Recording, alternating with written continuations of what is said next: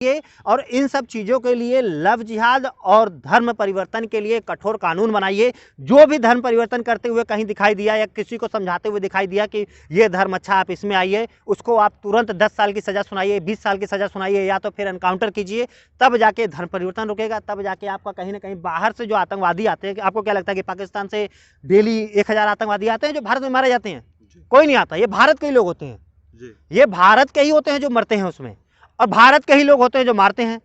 तो वो आतंकवादी कुछ बन गए, कुछ देश के दुश्मन बन गए, कुछ सेकुलर बन गए, ये सारे मिल जाते हैं एक। जब कोई दलित होता है, कोई मुसलमान होता है, तो सारे एक हो जाते हैं, और हम नहीं हो पाते एक। तो इसमें कहीं ना कहीं बीजेपी को सबसे पहले ये ध्यान देना चाहिए कि लव जिहाद को कैसे रोके। और रही बात वहाँ पे कांग्रेस की, प्रियंका की, सोनिया की, तो मैं आज तक इनसे कोई अपेक्षा नहीं किया हूँ, या मैं कभी ये नहीं सोचा हूँ कि ये लोग ऐसी जगहों पे जाएंगे, और मैं जैसा सोचता हूँ वैसा ये लोग अपनी बातों पे खरे उतरते हैं। पास से नहीं होगा, यही करते रहोगे तो आज 40%, 20%, 30% जो उनकी आबादी थी, पहले 15% गिनाते थे, आज कहीं ना कहीं आप एक सर्वे करके देखिए वो 45% है। और 9 राज्य में आप 5% हो, 9 राज्य से खत्म हो, 5% पे हो, और बहुत ही जल्द 20 राज्यों से भी खत्म हो जाओगे। केवल यही रहेगा कि सबके सब अपना घर में बैठे बैठे सोचेंगे कि मैं हिंदू तो जगाऊँ। उसके लिए हिंदू तो जगना नहीं है, स्थिति है करो या मरो की। या तो अगर आपको नहीं करना है तो कहीं ना कहीं इसमें हमारे योगी जी को केंद्र में लाना पड़ेगा। केंद्र मंत्री बनाओ, कानून मंत्री बनाओ, गृह मंत्री बनाओ, रक्षा मंत्री बनाओ, जो भी बनाओ, लेकिन उनको भारत की बागडोर कानून व्यवस्था उनके हाथ में थमाओ। तभी जाके ये देश सुधरेगा, तभी जाके ये लव जिहाद रुकेगा। कांग्रेस का तो एकदम खत्म जवाब है। बीजेपी वहाँ पे शासन में है, सत्ता में है। पुलिस प्रशासन को कह रहे हैं कि हम 2 दिन के लिए रिमांड पे भेजे हैं। क्या भेजने की ज़रूरत है? वहाँ पे एक टीम बनाने की क्या ज़रूरत है? मैं कह रहा हूँ पुलिस के सामने भी या किसी के सामने सोशल मीडिया पे आप कोर्ट को खुद दिखा देते कि ये देखिए गोली चलाते हुए ये लड़का दिख रहा है, ये किडनैप करते हुए लड़का दिख रहा है, ये इसको फांसी की सज़ा देनी है। लेकिन नहीं, 2 दिन के लिए उस पर करना पड़ेगा। अब रही बात परिवार की, तो देखिए हमेशा अपने जान की टेंशन, डर सबको होता है। अगर वो नहीं निकला, अपने जान का डर अगर नहीं निकला लोगों के दिमाग से, तो लगातार ऐसे ही बनते बनते आज गुलाम बन जाओगे। आपको क्या लगता है कि यहाँ पे केवल औरंगजेब और तैमूर ही राज करके गए हैं? उससे पहले भी अंग्रेज आए, उससे पहले हमारा खुद का शासन था। लेकिन वो कहीं ना कहीं धीरे धीरे जाते जाते जाते जाते 2 पीढ़ी हमारे पे कब्जा करके राज करके जा चुकी है। पहले अंग्रेज चले गए, फिर उसके बाद औरंगजेब आए, ये भी चले गए, और उनको भगाने में जिनका हाथ था, आज उन्हीं लोगों के साथ उनके परिवार वाले, उनके लोग नहीं खड़े हैं। नमस्कार दोस्तों, मैं मोहित सिंह और आप देख रहे हैं भारतीय टाइम्स। जिस तरीके से ये मुस्लिम कम्युनिटी, मैं सीधा सीधा बोलूँगा, मुस्लिम कम्युनिटी जो एक हिंदू कम्युनिटी पे जो लव जिहाद का जो चला रहे हैं एजेंडा, जिसे मैं कहता हूँ एजेंडा, इस एजेंडे को कब तक जारी रखेंगे? जैसे कि अभी पहले की बात करें, अगर लड़का अगर हिंदू का है, लड़की अगर हिंदू की है, तो मामला कॉम्प्रोमाइज़ हो जाता है। अगर लड़की मुसलमान या लड़का मुसलमान है, तो उसके पीछे, उसके सपोर्ट में पूरा विपक्ष आ जाता है। तो इस पर बात करने के लिए, जैसे भी बल्लभगढ़ में जो हत्या हुई, फरीदाबाद गर्ल्स कॉलेज बाहर ही लड़की को गोली मार के हत्या कर दी जाती है। और उस लड़की को 2018 में पहले भी अगवा करने की कोशिश की गई थी, लेकिन ये सक्सेसफुल नहीं हुआ था उनका। वही दोबारा फिर करने वाले थे, लेकिन लड़की नहीं जा रही थी और उसको गोली मार दी गई। सर, इसको कैसे देखते हैं? देखिए, जो फरीदाबाद का घटना है, ये सीधा सीधा एक लव जिहाद है जी। इसमें मैं नहीं मानता कि उसमें कोई प्रेम संबंध थे, एक तरफा प्यार था ये। और लव जिहाद का यही बढ़ावा होता है, उनका मेन मोटिव जो होता है वो यही होता है कि लव जिहाद में किसी भी तरह हिंदू लड़की को फंसाओ, ना फंसें तो गोली मार दो। ये है लव जिहाद। इसका एक ऑप्शन ये है कि आप या तो धर्म चेंज करो जी। धर्म चेंज करोगी तो आपको मुसलमान बनना पड़ेगा, आपको ईसाई बनना पड़ेगा, बौद्ध बनना पड़ेगा, जैन बनना पड़ेगा, अगर धर्म चेंज किया तो। अगर नहीं किया तो फिर आपको गोली मार दिया जाएगा। ये है लव जिहाद। ये भारत में एक आतंकवादी की तरह, जिस तरह हम एक टेररिस्ट को देखते हैं कि वो आतंकवादी है, ये भी उससे कम नहीं है। इसमें काम करने वाले लोग भी इससे कम नहीं है। आपको फेसबुक पे हमेशा सर्च करने को मिलेगा कि लड़के का नाम हिंदू नाम से रखा जाएगा, राहुल, जो भी नाम है, जो भी नाम दिखेगा आपको हिंदू दिखेगा। लेकिन कहीं ना कहीं जब आप उसके गहराई में जाओगे तो बाद में आपको पता चलेगा कि वो मुसलमान है। ये लड़कियों से मिलते हैं पहले कि मैं राहुल हूँ, मैं मंदिर जाता हूँ, मैं पूजा पाठ करता हूँ, मैं यहाँ जाता हूँ, लेकिन जब उनके पास कोई ऑप्शन नहीं होगा, जब देखेंगे कि लड़की अब उनके प्यार के जाल में फंस चुकी है, अब वो घर वालों से बगावत कर रही है, लड़ रही है, वो भागने को तैयार है, तो वो भाग के शादी करेंगे। शादी करने के बाद फिर उनको बताएंगे कि मैं मुसलमान हूँ, मैं मस्जिद जाता हूँ, मैं ये करता हूँ, मैं गाय खाता हूँ, मैं ये कर, सारा चीज़ उनको बताएंगे। अगर आपको उसमें एडजस्ट करना है उनकी लाइफ में तो कीजिए, नहीं तो आपको वो तलाक तलाक तलाक, ये उनका सिंपल सा ऑप्शन है। अगर उससे भी नहीं होता है, आप पुलिस के पास जाओगी, आप जाके कंप्लेन करोगी, पुलिस वालों के पास जाओगी तो पुलिस वालों के फ़ोन चले जाते हैं बड़े बड़े नेताओं के, तो उसमें होता है कॉम्प्रोमाइज़। अगर आप वहाँ से भी बच के कोर्ट तक पहुँची हैं तो कोर्ट तक पहुँचने से पहले ही आपको कहीं ना कहीं रास्ते में मार के बोरी में डाल के कहीं ना कहीं फेंक दिया जाएगा। तो ये जो लव जिहाद है, ये है इसका मेन उद्देश्य, कि बाहर से जो इनका फंडिंग होता है, जो इनको पैसा मिलता है, जो बाहर देशों से छोड़िए, यहाँ पे हमारे भारत में भी कई ऐसे संगठन, जिनको आप संगठन बोल सकते हैं, जो इन लव जिहाद के लिए फंडिंग करते हैं कि आप एक मुस्लिम लड़की से शादी कीजिए, आपको 4 से 5 लाख रुपए मिलेंगे, आपको 10 लाख रुपए मिलेंगे, और आपके साथ अगर कुछ होता है तो हम आपको बचाने के लिए भी खड़े हैं। ये उनके साथ हमेशा खड़े रहते हैं। अब उनको अगर बंद करना है तो सबसे पहले इसके लिए एक कानून बनाओ, एक लव जिहाद को रोकने के लिए कानून बनाओ कि लव जिहाद करता हुआ कोई भी लड़का पकड़ा जाता है। बहुत सारी टीमें बनी हैं, STF की बनी है, दिल्ली पुलिस की बनी है, CISF की बनी है, CRPF की बनी है, RPF का बना है, बहुत सारी फोर्सें हैं। एक फोर्स ऐसा भी बनाओ, जब हम इतना पैसा टैक्स भर सकते हैं तो थोड़ा सा हम उसमें और भी योगदान करेंगे, जो केवल लव जिहाद वालों को पकड़े। कौन है ये लव जिहाद करने वाले? कितने लोग हैं जो नाम बदल के घूम रहे हैं? उनके ऊपर खुफिया एजेंसियां बहुत सारी ऐसी होती हैं जो कहीं न बम फटने वाला है दिल्ली में कि नहीं फटने वाला है, ये खुफिया एजेंसियां पता लगा लेती हैं। दिल्ली में आतंकवादी आए हैं, ये खुफिया एजेंसियां पता लगा लेती हैं। ऐसा ही एक मजबूत टीम बनानी चाहिए केंद्र सरकार को, जो लव जिहाद को रोकने का काम करे।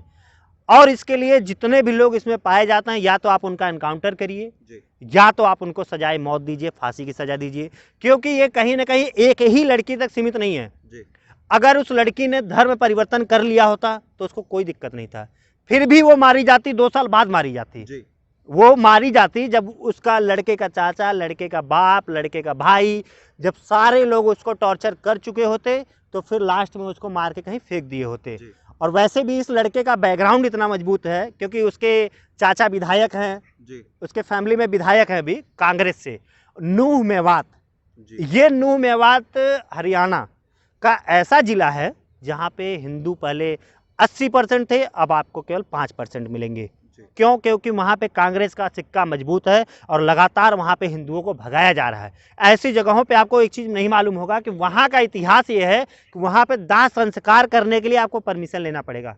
आप हिंदुस्तान में हो ना, फिर भी वहाँ पे दाह संस्कार के लिए आपको परमिशन लेना पड़ेगा कि मेरे घर पे वो मर गए हैं, मैं उनको जलाना चाहता हूँ, तो वो बताएंगे कि आपको जलाना है कि गाड़ना है। ऐसा जिला है। अब अगर इस जिला में सब जानते हैं, कौन नहीं जानता? बीजेपी नहीं जानती है, RSS नहीं जानती है, बजरंग दल नहीं जानता है, हिंदू युवा नहीं जानता, सब जानते हैं। यहाँ तक कि हरियाणा के मुख्यमंत्री भी जानते होंगे कि वहाँ का ये हाल है, लेकिन कोई एक्शन नहीं है। क्यों एक्शन नहीं है? क्योंकि वो आज तक मामला किसी ने उठाया नहीं है। जब लोग उठाएंगे तो ये लोग हिंदू मुस्लिम करने के लिए वहाँ पे आएंगे, अपने आप इनका कोई काम नहीं है। सबका मोटिव केवल एक ही है कि कहीं ना कहीं एक पद पा जाओ, एक पद पे आ गया मैं तो अब पैसे कमाओ। काम जमीनी स्तर पे क्या करना है इनको, अपने पद की गरिमा क्या बनानी है, इनको कोई मतलब नहीं है। 2018 में इस लड़की को उठाया गया था, तो जिसका भाई फैमिली बैकग्राउंड इतना अच्छा है, कहीं ना कहीं जब कैबिनेट में मंत्री हैं उसके घर में, तो मुख्यमंत्री से पहचान होगी, मुख्यमंत्री से पहचान होगी तो बड़े बड़े लीडरों से पहचान होगी, तो पुलिस के ऊपर तो दबाव आएगा ही आएगा। पुलिस ने सुलह करा दिया, समझौता करा दिया, उनको वापस लेके गए। भैया दोनों लोग सहमति से गए थे, अगर सहमति से गए थे तो आपने FIR क्यों किया? और अगर आपको FIR करना और आप सहमति से गए, इन दोनों पे साइन करने का ही देना कि आज आपकी लड़की नहीं है। सर ये इस बार भी यही हुआ है, कॉम्प्रोमाइज करवा दिया गया, ऐसा मतलब हर बार ऐसे ही होता रहेगा? डर है, लड़की गई है ना, लड़की का भाई जिंदा है, लड़की के माँ बाप जिंदा हैं, उनको मार दिया जाएगा। इनका करना क्या है? इनको एक गोली ही चलानी है, बाद में कहीं ना कहीं कैमरे में दिख जाओगे तो कहेंगे कि जांच इंक्वायरी बैठी है। मुझे समझ में नहीं आता है कैसा कानून है, कैसा कानून व्यवस्था है भारत में कि साला खुलेआम दिख रहा है कि बंदा गोली मार रहा है, बंदा कार में खींच के लेके जा रहा है, लेकिन फिर भी कोर्ट कहता है कि 2 दिन के लिए पुलिस रिमांड में भेजो। 2 दिन का समय क्यों बर्बाद कर रहे हो? एक आतंकवादी आके दिल्ली में संसद भवन पे गोली चला के चला गया तो आप सबको गोली मारे, उस समय किसी से पूछे कि नहीं इनको कोर्ट लेके जाओ? जो सामने फेस टू फेस एनकाउंटर किए वहाँ पे आपने एक बार भी बोला कि नहीं जाके गोली ये लोग चलाने वाले हैं, इनका गोली चलाने का उद्देश्य क्या था ये पहले कोर्ट तय करेगा। अरे भाई आतंकवादी थे, गोली चलाई आपने, जवाबी कार्रवाई में उनको गोली मारा, बात खत्म। वही यहाँ पे करना चाहिए था। जो 2 दिन का समय, फिर कहेंगे कि 1 साल 1 महीने बाद कोर्ट की तारीख आएगी, 2 महीने बाद कोर्ट की तारीख आएगी, कहीं ना कहीं केस को दबा दिया जाएगा। और ऐसे हजारों केस पेंडिंग पड़े हुए हैं जो लव जिहाद के हैं और कोर्ट उसमें हस्तक्षेप कर रही है, जो लगातार दबता चला गया। कितने लोगों को हम भूल गए, कितने लोग केस ऐसे हैं कि हम खुद ही भूल गए। अब यहाँ पे राहुल गांधी नहीं आएंगे, यहाँ पे सोनिया गांधी नहीं आएंगे, यहाँ पे आपका भीम आर्मी नहीं आएगा, ये कोई नहीं आएगा, क्योंकि ये खुलेआम कहते हैं कि मैं मुस्लिमों के साथ हूँ, मैं मुस्लिमों का नेता हूँ। फिर भी हम हिंदुत्व, फिर भी हम सेकुलर, हमारे में जो सेकुलर कीड़े हैं फिर भी वो जाके हिंदू मुस्लिम भाईचारे का पाठ पढ़ाते हैं। और लगातार देखना ऐसे कहीं ना कहीं कोई ना कोई हमेशा मारा जाएगा, डेली मारा जाएगा, जब तक सारे बंदे एक नहीं हो पाओगे। हम क्या सोचते हैं यार 4 बजे का धरना खत्म हुआ उनका, छोड़ो मैं 6 बजे ऑफिस से निकल के जाऊँगा, यार मैं ऑफिस से के जाऊँ एक फेसबुक पे वो कर देता हूँ, पोस्ट कर देता हूँ कि उस लड़की के साथ गलत हुआ। ऐसे नहीं होगा, यही करते रहोगे तो आज 40%, 20%, 30% जो उनकी आबादी थी, पहले 15% गिनाते थे, आज कहीं ना कहीं आप एक सर्वे करके देखिए वो 45% है। और 9 राज्य में आप 5% हो, 9 राज्य से खत्म हो, 5% पे हो, और बहुत ही जल्द 20 राज्यों से भी खत्म हो जाओगे। केवल यही रहेगा कि सबके सब अपना घर में बैठे बैठे सोचेंगे कि मैं हिंदू तो जगाऊँ। उसके लिए हिंदू तो जगना नहीं है, स्थिति है करो या मरो की। या तो अगर आपको नहीं करना है तो कहीं ना कहीं इसमें हमारे योगी जी को केंद्र में लाना पड़ेगा। केंद्र मंत्री बनाओ, कानून मंत्री बनाओ, गृह मंत्री बनाओ, रक्षा मंत्री बनाओ, जो भी बनाओ, लेकिन उनको भारत की बागडोर कानून व्यवस्था उनके हाथ में थमाओ, तभी जाके ये देश सुधरेगा, तभी जाके ये लव जिहाद रुकेगा। जब वहाँ पे सही सलामत खड़ा है, राम मंदिर भी बना, कोरोना काल में लोगों का इलाज भी हुआ, जो दंगे थे जो बंद भी हुए, उसके बाद जो जमाती थे एक एक जमाती को पकड़ के NSA देशद्रोह का मुकदमा भी चलाया गया। 2 राज्य हैं, एक दिल्ली है, एक उत्तर प्रदेश है। उत्तर प्रदेश में NSA लगाया जाता है, दिल्ली में 10,000 15,000 रुपए कोर्ट जमानत राशि देके छोड़ के उनको विदेश भेज दी। तो इन दोनों राज्यों में जमीन आसमान का अंतर है। तो उस नेता को हमें यहाँ लाना है जो लव जिहाद रोके और सबसे बड़ा धर्म परिवर्तन को रोके।